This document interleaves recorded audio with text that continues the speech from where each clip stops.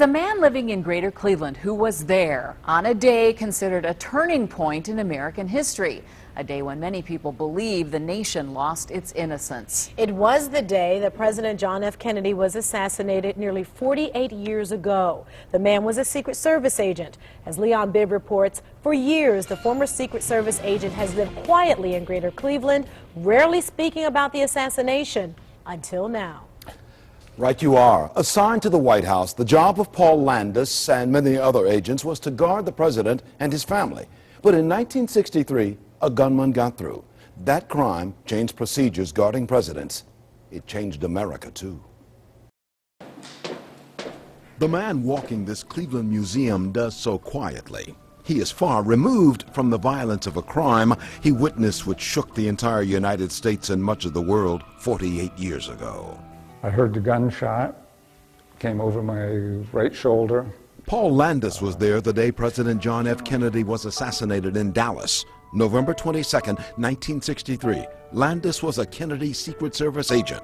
He was within a few steps of the president's open-air limousine when assassin's shots sailed by him, drawing Landis's attention. And then when I looked, my eyes came up to the president again. It was a third shot.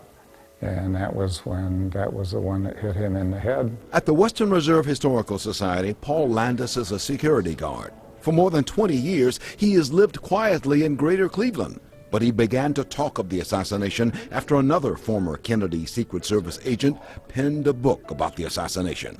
For years, the Kennedy detail agents said little, haunted by the president's murder. We had a job to do, and it was to protect us, the president, or whomever we were assigned to, and if you fail at it, you fail. At a Dallas hospital, Landis sat with Mrs. Kennedy, remembering her grieving stare into space.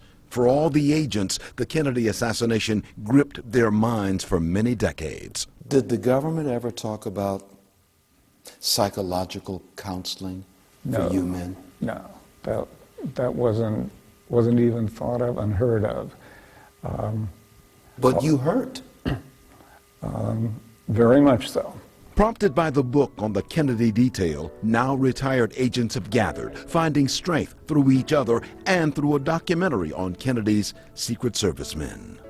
I've not grieved for 47 years, but I mean, these were feelings that were buried. It was very emotional once we got together and we were able to talk about it. That's the best thing that's happened to me since the assassination. At the Western Reserve Historical Society, Landis passes a vintage Lincoln Continental, strangely and eerily reminiscent of the car President John F. Kennedy was shot in that Dallas day.